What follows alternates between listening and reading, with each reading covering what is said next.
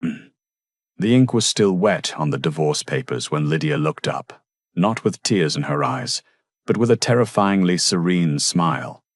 Most women in her position about to be stripped of their title, their home, and their dignity by a ruthless billionaire husband would have screamed. They would have begged. But Lydia Montgomery didn't beg. She simply capped her pen, slid the document across the mahogany table towards the man who had betrayed her, and whispered 3 words that would haunt him for the rest of his life. Enjoy the gala. Preston Calloway thought he had won. He had no idea he had just signed his own death warrant. The boardroom on the 42nd floor of the Calloway Tower was cold, maintained at a precise 68 degrees, a temperature Preston Calloway claimed kept the mind sharp. It was a sterile expanse of glass and steel overlooking Central Park, a view that cost millions of dollars to acquire and even more to maintain. On this grey Tuesday in November, the room smelled of lemon polish and expensive fear. Preston sat at the head of the table. He was a man who looked exactly like his net worth, polished, sharp, and seemingly unbreakable. He wore a navy suit cut by a tailor on Savile Row, who only took clients by referral, and on his wrist sat a Patek Philippe that cost more than most people earned in a decade. Next to him sat his attorney, Arthur Penhaligon, a man with the compassionate demeanor of a starved shark. Across from them sat Lydia Montgomery, soon to be merely Lydia Montgomery again, stripping away the Calloway surname like shedding a heavy, suffocating coat. She sat with her hands folded in her lap, her posture perfect. She was wearing a cream-colored cashmere dress that she had bought 3 years ago, before the affairs started, before the humiliations began to appear in the tabloids. The terms are final, Lydia, Preston said, his voice devoid of any emotion other than mild boredom. He tapped his finger against the fixed stack of documents in the center of the table. You get the townhouse in Greenwich, a lump sum of $5 million, and you keep your jewelry. In exchange, you sign the NDA, you vacate the penthouse by Friday, and you contest nothing regarding the merger with the Rourke estate. Arthur, the lawyer, pushed his glasses up his nose. It is a generous offer, Mrs. Calloway. Considering the pre-nuptial agreement gave you significantly less, Mr. Calloway is trying to be amicable. Lydia looked at the papers. She knew exactly why Preston was being generous. It wasn't kindness. It was Felicity Raw. Felicity was 24, the heiress to a shipping fortune that, when combined with Preston's real estate empire, would make them the most powerful couple in New York. But the Rourke family was old money, Catholic, and obsessed with optics. They wouldn't tolerate a messy, screaming divorce. Preston needed Lydia to go away quietly, quickly, and cleanly so he could announce his engagement to Felicity at the Calloway Foundation Gala next month. The Gala. The social event of the season. The ticket everyone in Manhattan killed to get. I understand, Lydia said softly. Her voice was steady, surprising even herself. Preston narrowed his eyes. He had expected a scene. He had prepared for weeping, for accusations, perhaps even a drink thrown in his face. He had his security team on standby in the hallway. Lydia had always been emotional, passionate, the fire to his ice, as the magazines used to say. You understand? Preston repeated, suspicious. So we have a deal. We have a deal, Lydia replied. She reached into her purse a modest leather tote, not the Birkins Preston used to buy her as apology gifts, and pulled out a fountain pen. She didn't look at the clauses. She didn't consult her own lawyer, primarily because she had fired him 3 hours ago. She simply flipped to the signature page.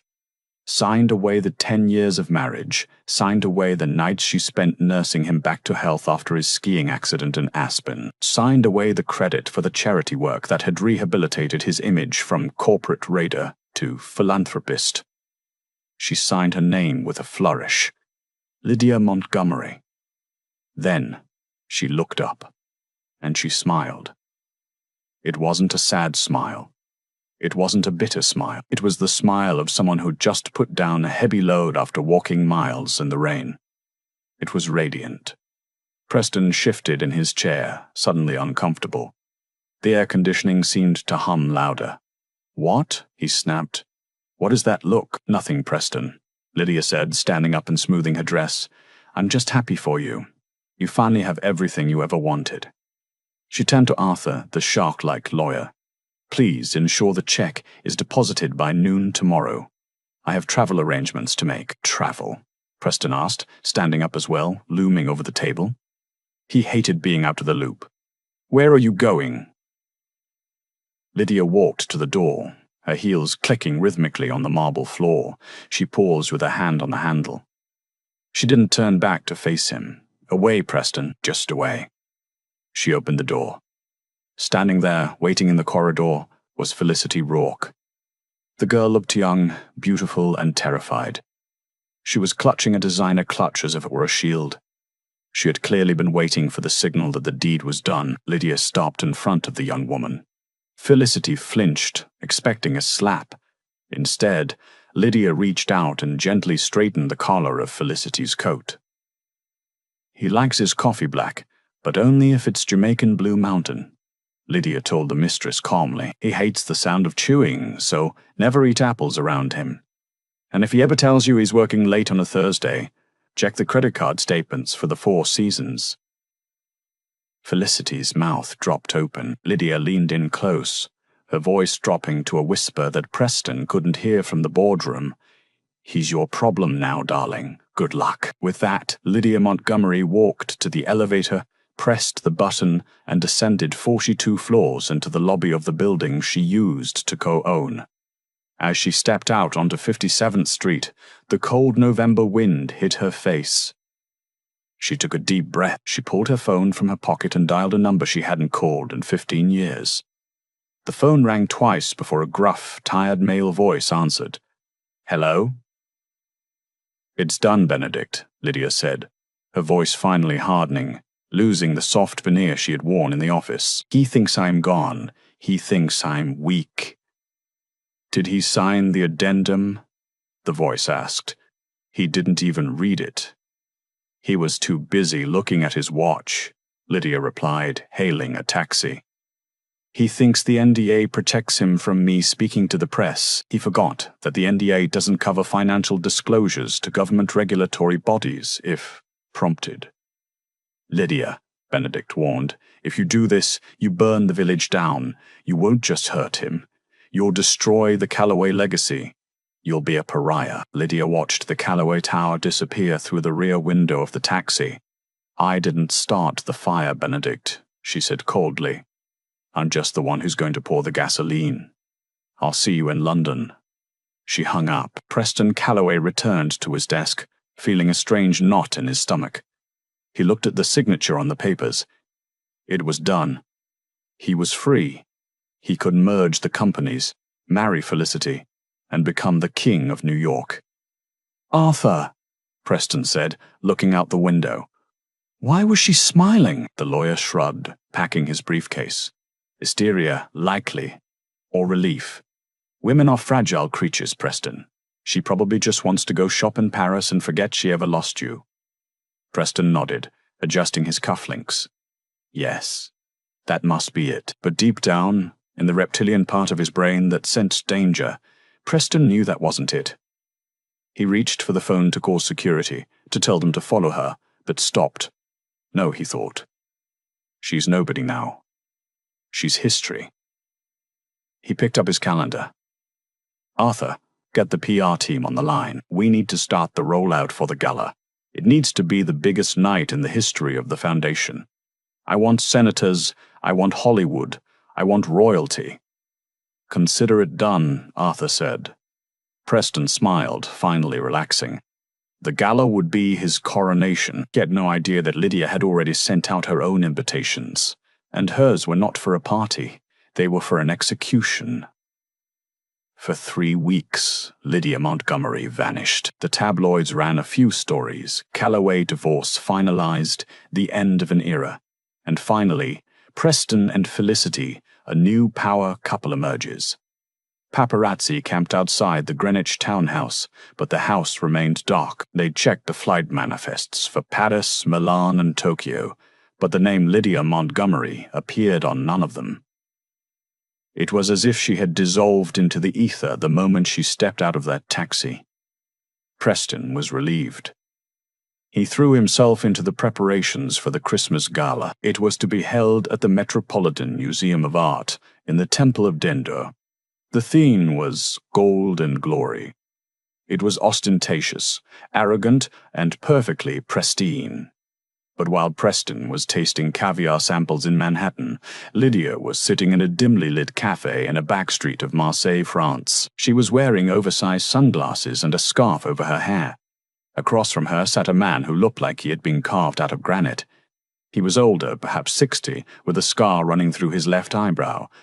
This was Benedict Fane, not a lawyer, not a banker. Benedict was a forensic accountant who used to work for Interpol before he realized that private vengeance paid better than public justice. He was also Lydia's godfather, a secret she had kept from Preston for a decade. "You look terrible," Benedict said, lighting a cigarette. "Thank you," Lydia replied dryly, sipping an espresso. "It takes a lot of effort to look this invisible." Benedict slid a thick folder across the chipped table. "I dug where you told me to dig, the offshore accounts in the Caymans, the shell companies in Panama. It's all there, Lydia, but it's not enough." Lydia frowned. "What do you mean? He's laundering money for the cartel. I heard him on the phone 3 years ago. I know the dates." "He was laundering," Benedict corrected, "but Preston is slippery. He moved the assets 6 months ago, right before he filed for divorce. He cleaned the books. If you go to the SEC or the FBI with this now, they'll find nothing but clean ledgers.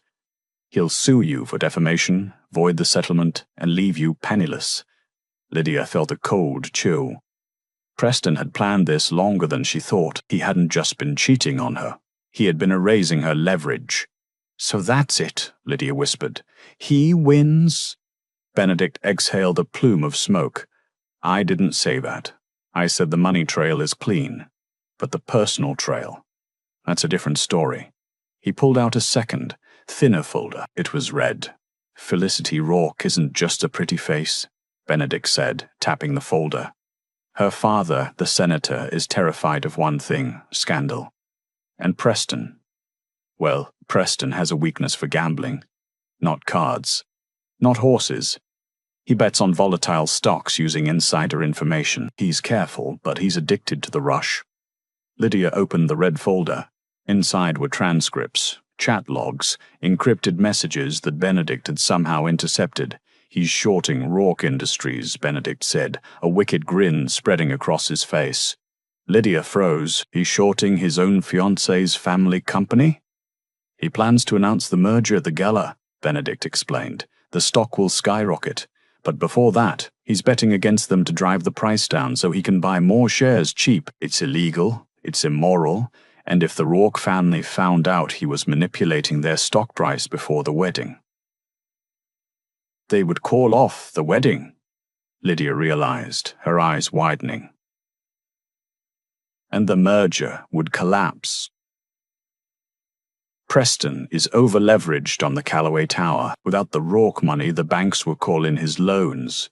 He'd be bankrupt in a week." "Exactly," Benedict said. "But you can't just leak this to the press. They won't understand the complexity. You need to prove it to the Rourkes directly, and you need to do it in a way that Preston can't spin."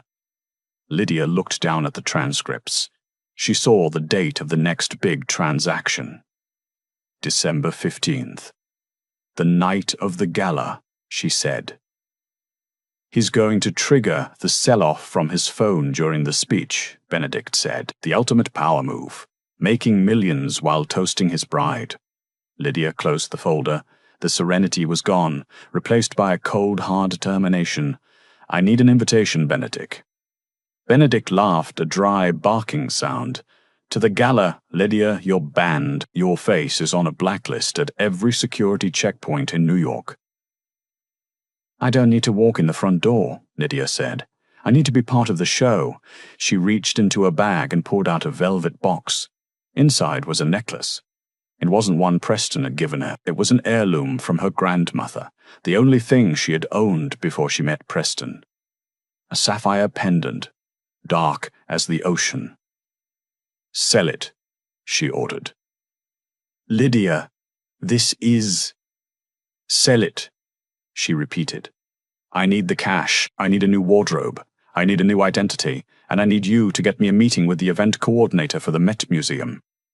Who is the coordinator? Benedict asked. Simon Leclerc, Lydia said. He hates Preston. Preston fired Simon's niece last year for bringing him the wrong sparkling water. Simon is petty, and Simon owes me a favor.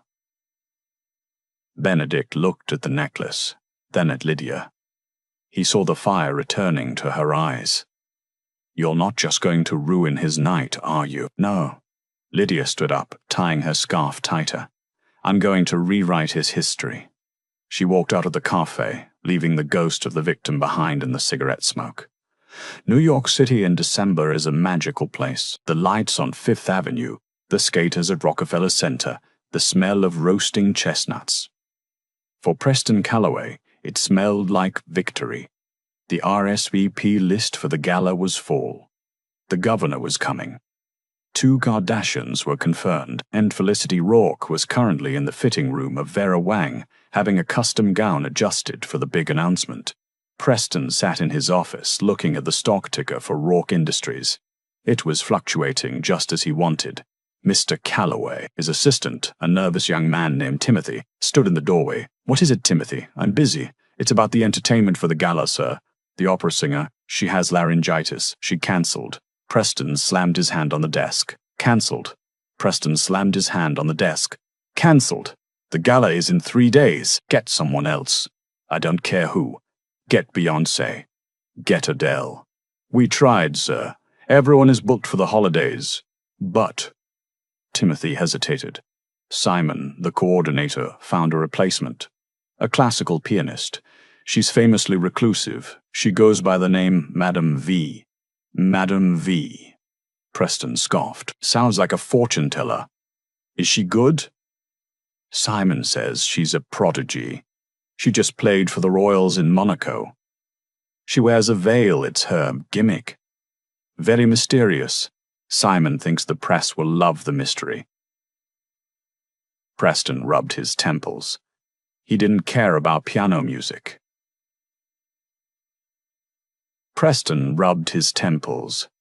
He didn't care about piano music. He just needed background noise while he destroyed his future-in-law's company. Fine, book her.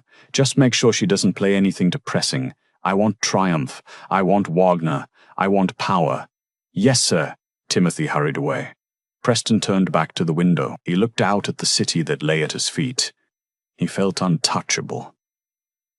3 days later, a private jet landed at Teterboro Airport. A woman stepped out, dressed entirely in black, a heavy veil covering her face. She carried a violin case, though she was a pianist. Benedict waited in a black SUV on the tarmac. He opened the door for her. Madame V, I presume, he teased. Lydia lifted the veil. Her hair was dyed a stark, raven black, cut into a sharp bob.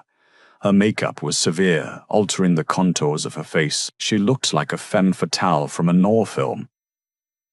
Is everything in place? She asked. Simon has the USB drive, Benedict confirmed. He's going to plug it into the main projector system 10 minutes before your performance. But you have to time it perfectly, Lydia. Once you start playing, you have 4 minutes before security realizes what's happening and cuts the power. 4 minutes is all I need, Lydia said.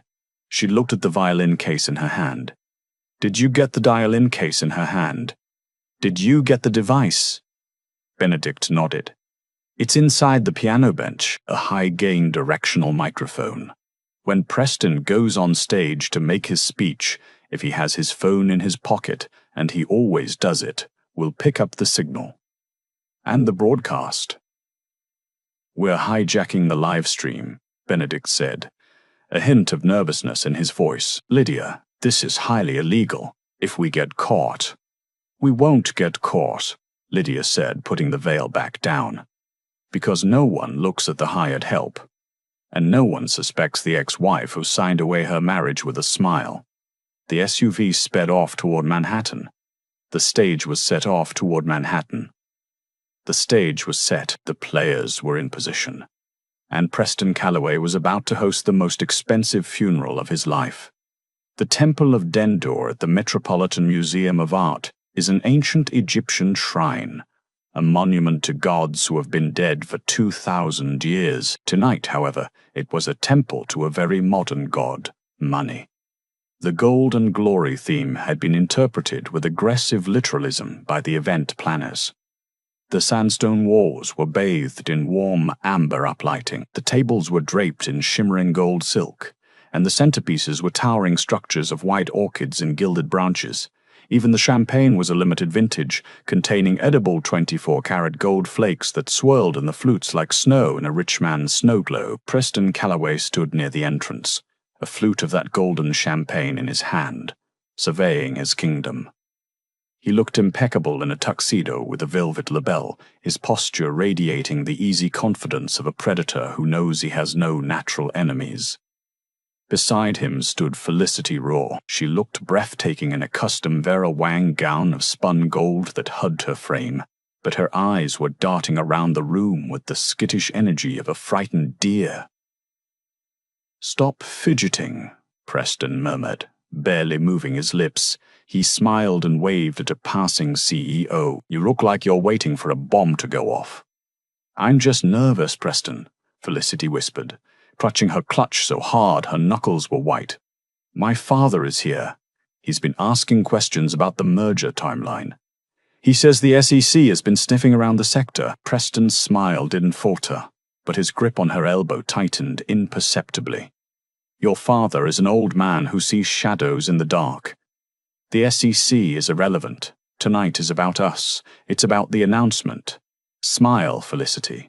The cameras are on you." She forced a smile, but it didn't reach her eyes.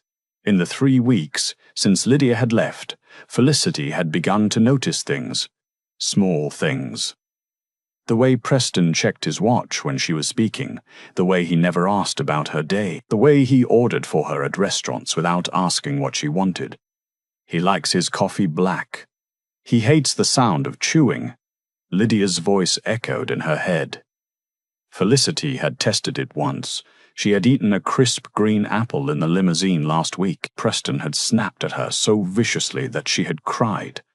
He had apologized later with a diamond bracelet, but the look in his eyes' cold, reptilian irritation had stayed with her.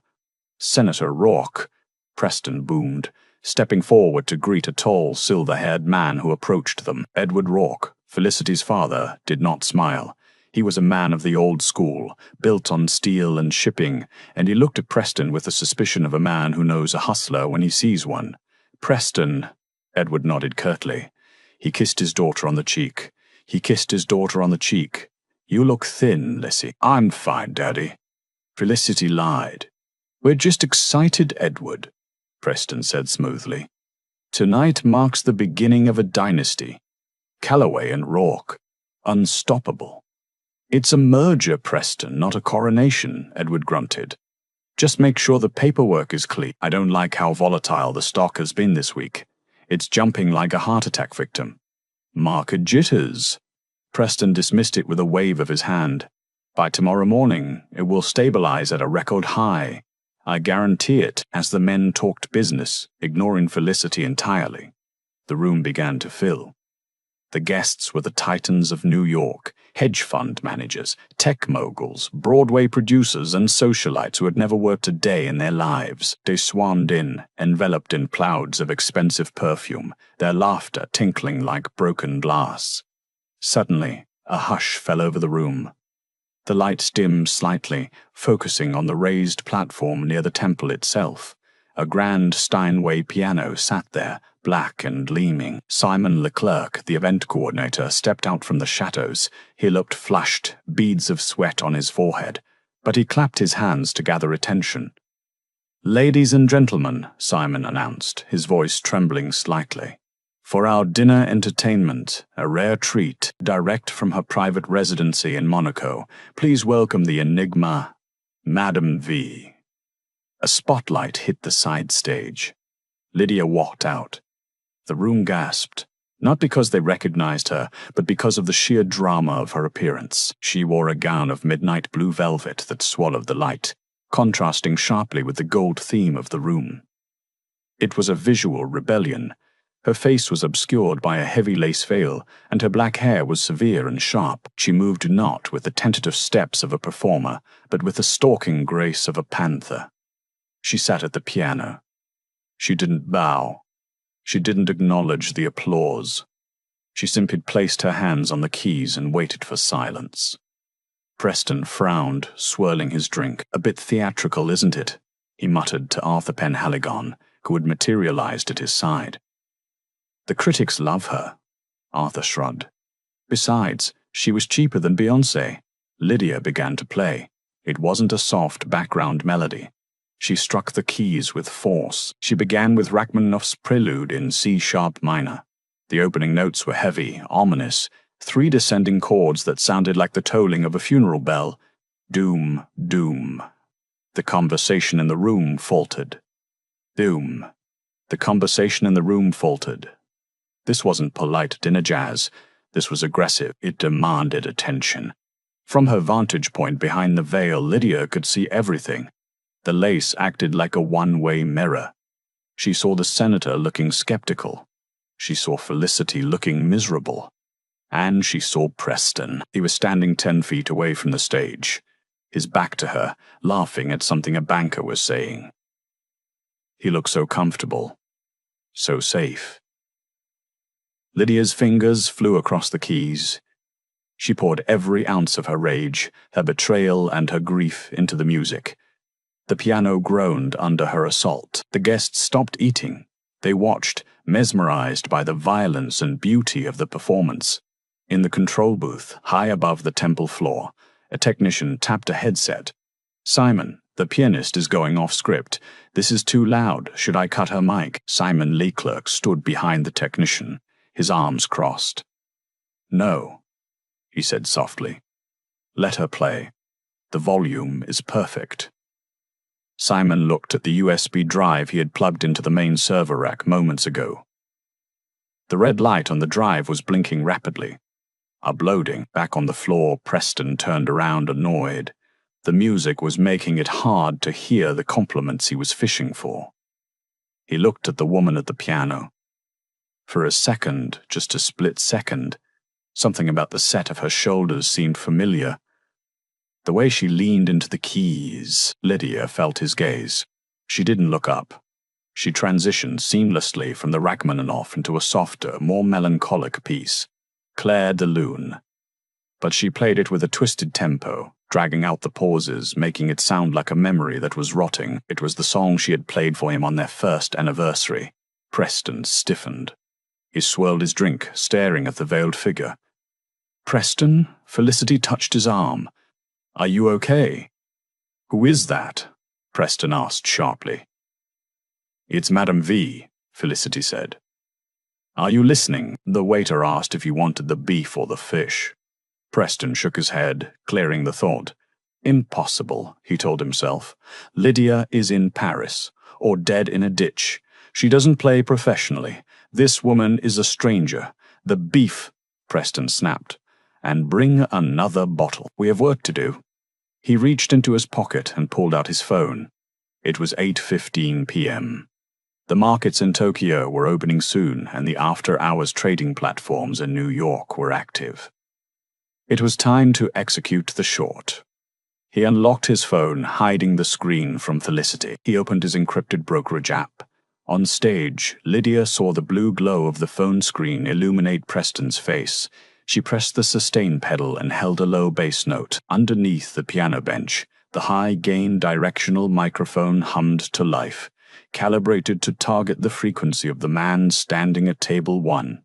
The trap was set. The mouse had just walked in. The dinner was a blur of lobster bisque and hollow laughter. Preston Calloway was vibrating with adrenaline. Under the table, his thumb hovered over the execute button on his phone screen. He had leveraged $20 million of his personal liquidity against Rourke Industries. The plan was simple. He would initiate a massive dump of shares through his shell companies in the Caymans. The algorithm would trigger a panic sell-off among the bots. The price would dip by at least 15% within the hour. He would then use the Callaway Foundation funds to buy the stock back at the floor price. Then, at 9:30 p.m., he would take the podium, announce the merger, and the stock would rebound, netting him a cool $50 million in profit before the dessert wine was poured. It was illegal. It was insider trading. It was market manipulation. And it was the rush he lived for. "Excuse me," Preston murmured to Felicity. "I need to take this call. It's the London office." He didn't wait for a response. He stood up and walked toward the edge of the stage, seeking a quiet spot away from the chatter of the tables. He stopped right next to the grand piano, assuming the music would drown out his voice. He didn't realize that was exactly where Lydia wanted him. Lydia softened her playing. She switched to a repetitive, hypnotic arpeggio in the key of A minor. It was quiet enough to allow conversation, but steady enough to mask the ambient noise of the room. Preston put the phone to his ear, pretending to be on a call, but actually speaking into his voice-activated trading bot. "Authorize the sale," Preston whispered. Under the piano, the microphone caught it. Batch 1. 10,000 shares. Rourke Industries. "Short position," Preston continued, his voice low and urgent.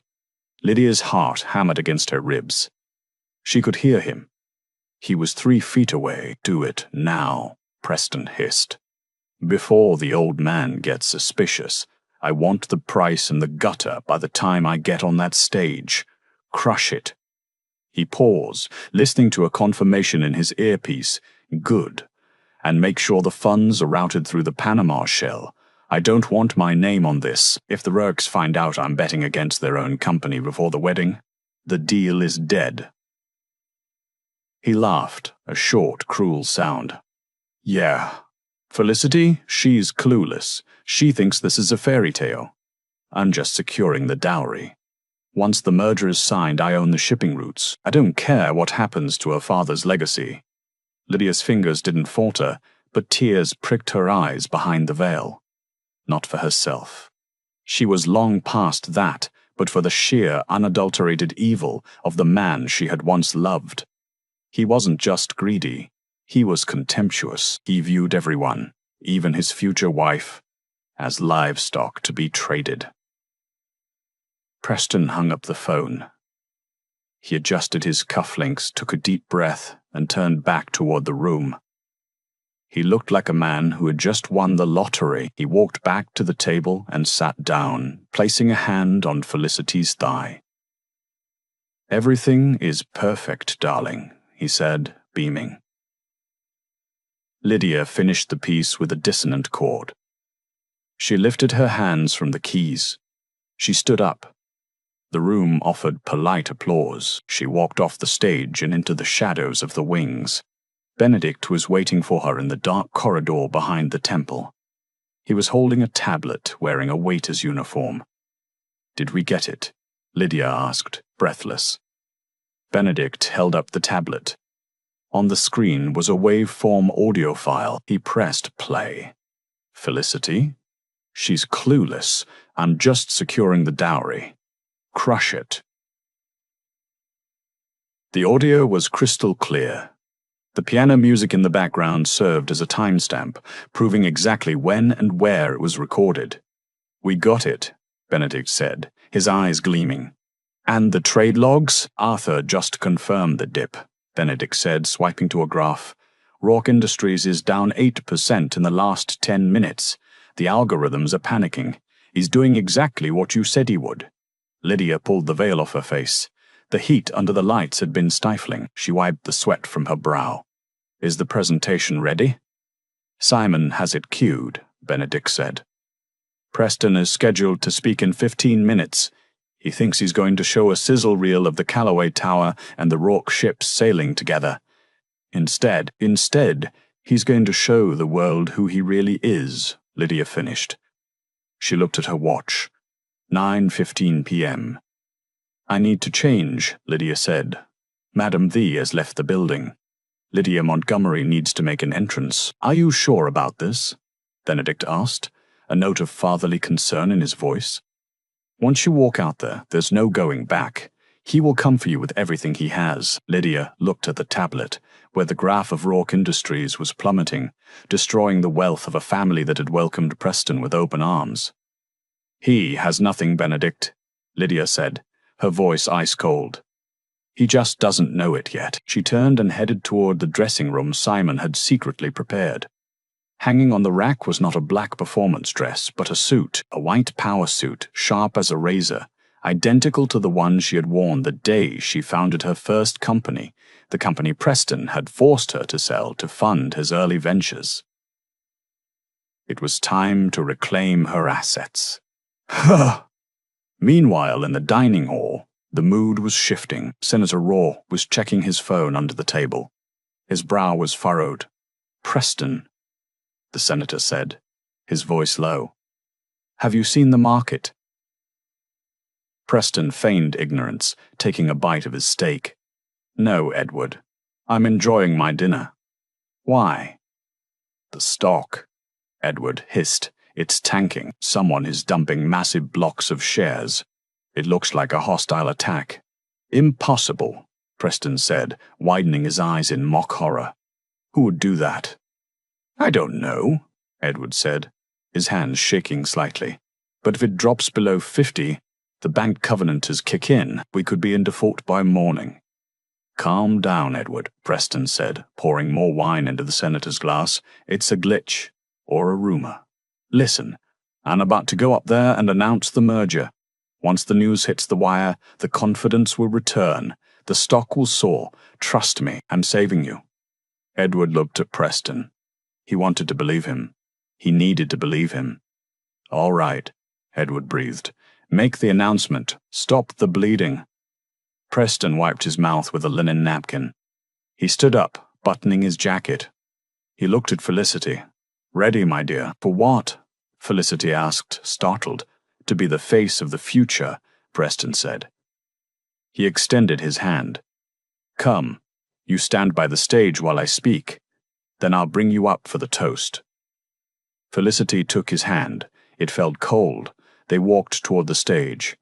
The spotlight followed them. The applause began, tentative at first, then growing louder as the billionaire and the heiress took their places. Preston bounded up the stairs to the podium. He gripped the sides of the lectern like a captain gripping the wheel of a ship. He looked out at the sea of faces, the wealthy, the powerful, the envious. Ladies and gentlemen, Preston's voice boomed through the speakers. Distinguished guests, friends. He smiled the smile that had graced the cover of Forbes. Tonight is a night of history. Tonight we do not just celebrate wealth. We celebrate union. Backstage, Lydia Montgomery zipped up the white trousers. She checked her reflection. She applied a coat of red lipstick war paint. She walked to the wings of the stage, just out of sight. She signaled to Simon in the booth. Simon nodded. His finger hovered over the enter key on his console. Preston continued, his voice rising in a crescendo. I am proud to announce the merger of Callaway Enterprises and Rourke Industries, a union built on trust, on integrity, on shared values. He gestured to the massive screen behind him. Let me show you our vision. Preston turned to look at the screen, expecting to see a montage of skyscrapers and cargo ships set to uplifting orchestral music. Simon pressed the button. The screen flickered. The Callaway logo appeared and then distorted. The screen went black. Static hissed through the speakers. The audience murmured. Preston tapped the microphone.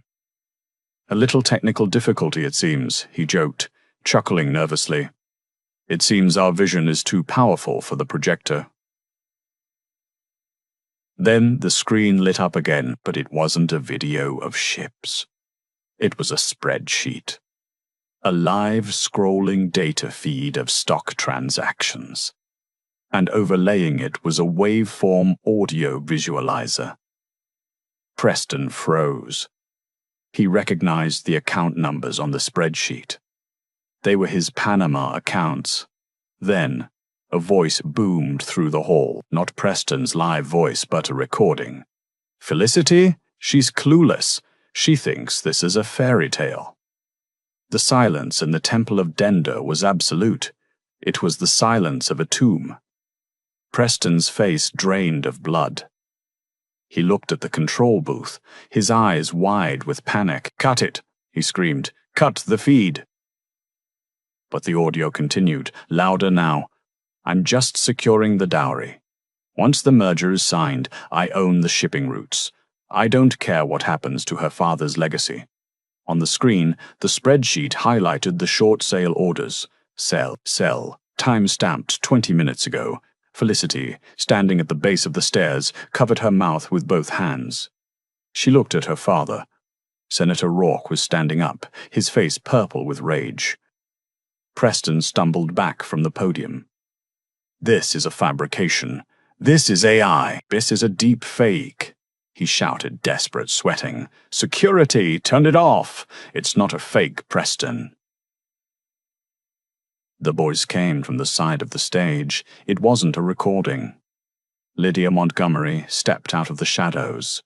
The spotlight swung instinctively to her. She stood in her white suit, glowing like an avenging angel against the dark backdrop. She held a microphone in her hand. Preston looked at her as if he were seeing a ghost. "Lydia," he croaked. "Hello, husband," Lydia said, her voice calm, amplified, echoing off the ancient stone walls, or should I say, defendant? The silence in the Temple of Dender didn't last. It shattered like a dropped vase. As Lydia Montgomery stood on the stage, the white suit gleaming under the spotlight, a murmur rippled through the crowd. Phones were raised. The live stream, which Preston had intended to broadcast his triumph to the world, was now broadcasting his disintegration. Preston stared at Lydia. His brain was misfiring. She was supposed to be in Europe. She was supposed to be crying over old photo albums. She was not supposed to be standing here, looking like a goddess of retribution. "You," Preston hissed, stepping away from the podium as if it were radioactive. "You did this. This is illegal. You hacked my accounts." Lydia walked closer, her heels clicking on the stage floor. She stopped 5 feet away from him. "I didn't hack anything, Preston," she said into the microphone, her voice steady and cool. "I simply played the piano. You're the one who confessed to federal crimes into a live microphone. You really should check for bugs before you commit securities fraud over the appetizers." The crowd gasped. A few nervous laughs bubbled up. Senator Rourke was already moving. He pushed past the waiters, storming toward the stage. His face was a mask of fury. "Is it true?" the senator bellowed, his voice echoing in the cavernous room. He ignored Lydia and fixed his eyes on Preston. "Did you short the stock? Did you bet against my family?" Preston held up his hands.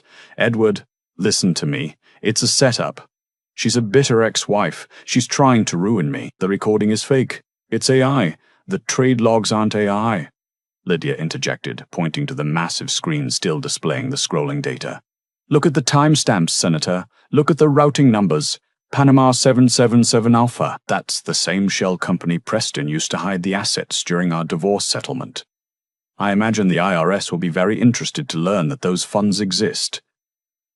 Preston lunged for the laptop on the podium, trying to shut down the feed.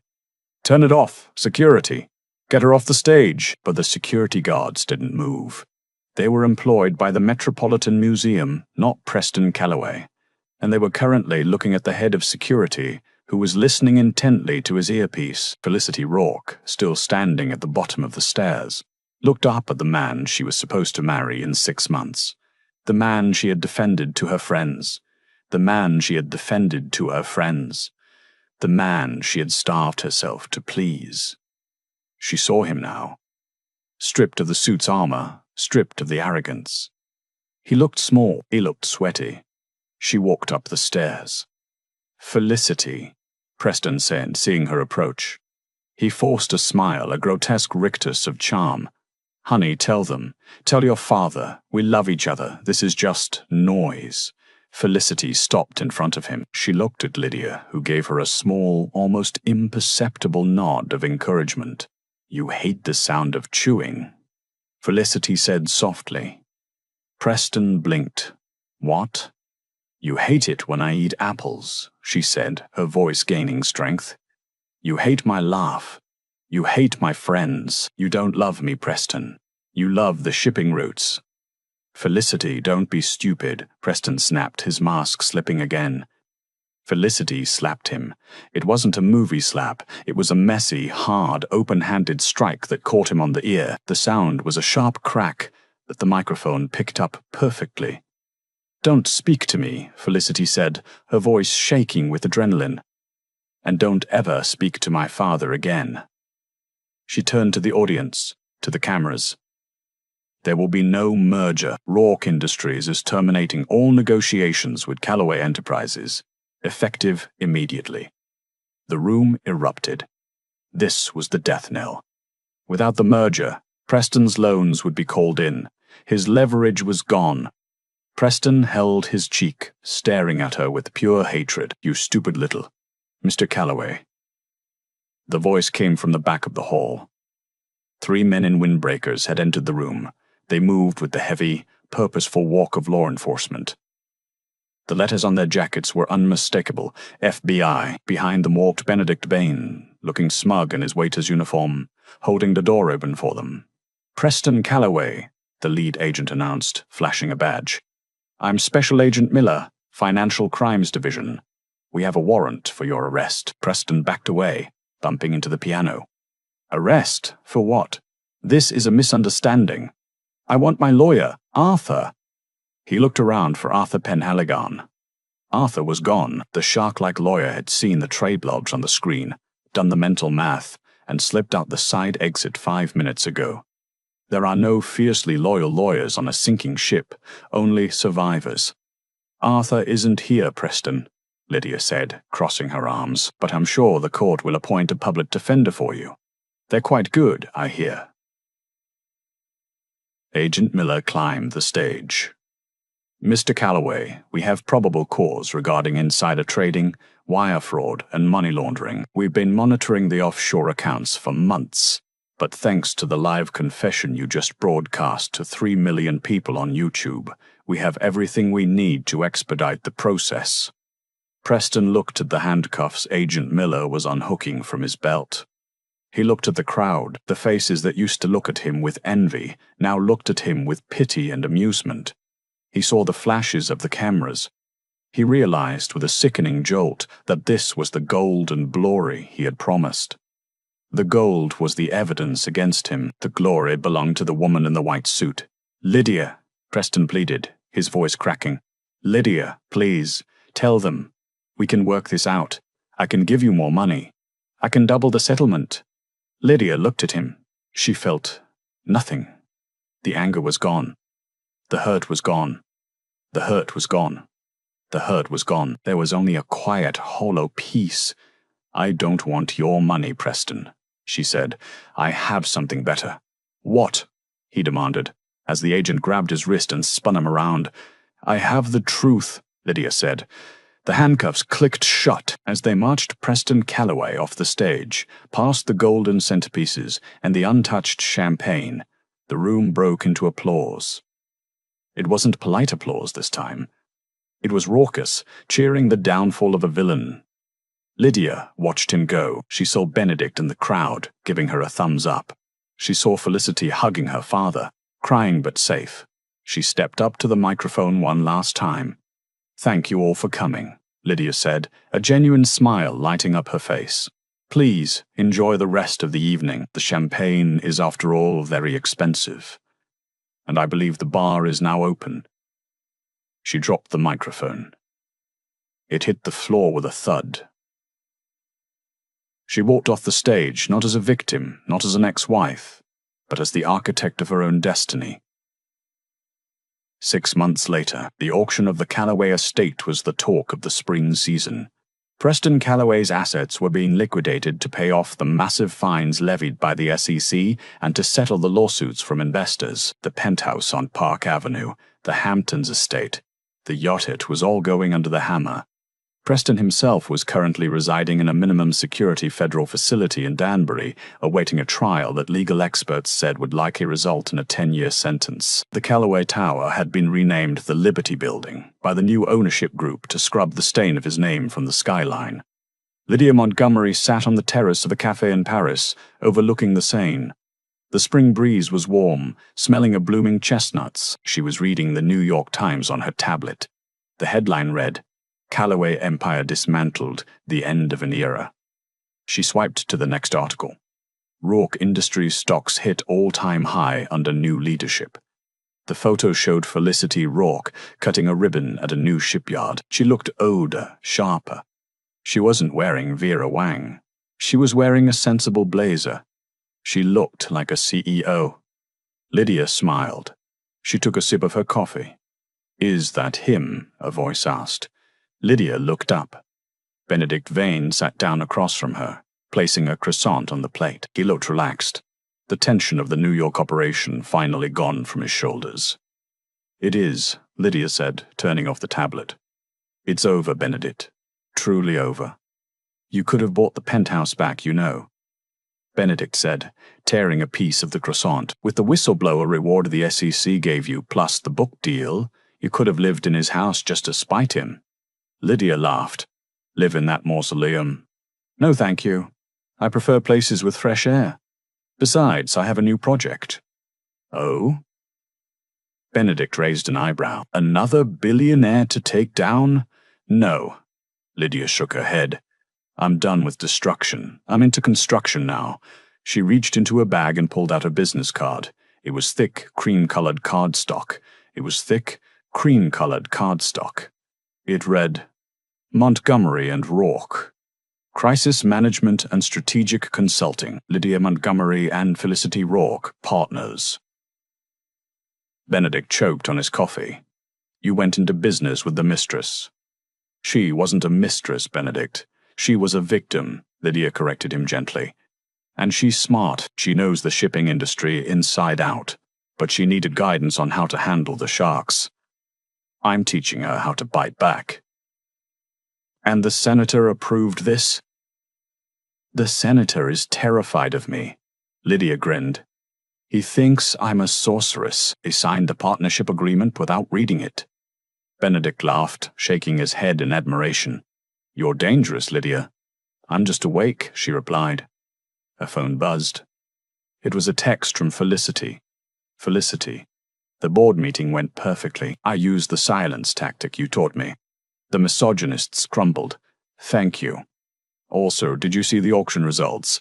Lydia typed back, "I saw. Proud of you." She put the phone down and looked out at the Eiffel Tower. 6 months ago, she had walked out of a boardroom with nothing but her dignity and a pen.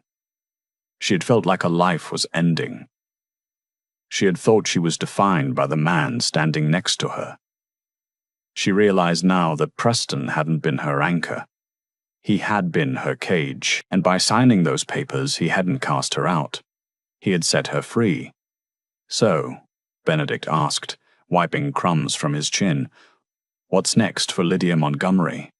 Lydia put on her sunglasses. The sun was bright, and the future looked even brighter. "Lunch," she said, standing up, "and then I'm going to buy a piano. A Steinway. I think I'm ready to play again. But this time, I'm only playing my own music." She walked away from the table, stepping into the bustling streets of Paris. She didn't look back. There was no need to look back at the wreckage when the road ahead was so wide open. Preston Callaway had wanted a legacy of gold. He ended up with a legacy of iron bars. Lydia Montgomery had wanted a marriage. She ended up with an empire, and somewhere, in the silence of a prison cell, Preston Callaway sat on his bunk, staring at the wall, forever hearing the haunting, mocking melody of a piano that played the soundtrack to his ruin. The ink was dry. The story was told, and the woman who signed away her marriage with a smile had the last laugh after all. And that is the story of how Lydia Montgomery turned her darkest moment into her greatest victory. It's a reminder that sometimes The people who seem the quietest are the ones you should fear the most. Preston thought he was playing chess, but he didn't realize Lydia had already flipped the board. What would you have done in Lydia's shoes? Would you have taken the money and run, or would you have stayed to fight for your dignity? Let me know in the comments below. I read every single one. If you enjoyed this story of revenge, justice, and empowerment, please hit that like button. It really helps the channel. And don't forget to subscribe and ring the notification bell so you never miss a new story. We have a crazy thriller coming next week about a runaway bride and a secret society that you won't want to miss. Thanks for watching. Thanks for watching. Thanks for watching. Thanks for watching. Thanks for watching. Thanks for watching. Fucking... Why do you need a motorised one?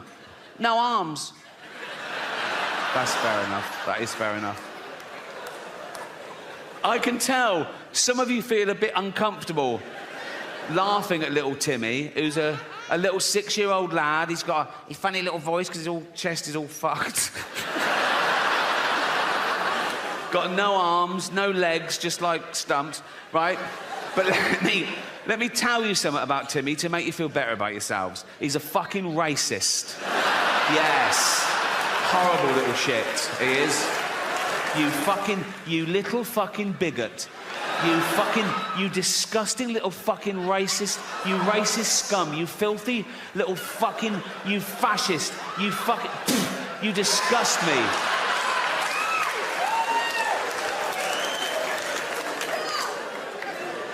Homophobic? Yeah. He's like, they're not like us. Nothing's like you disgusting little fucking, you prejudiced little piece of, you ball of hate. You disgusting little fucking racist homophobe. I wish we'd had a scan. You absolute,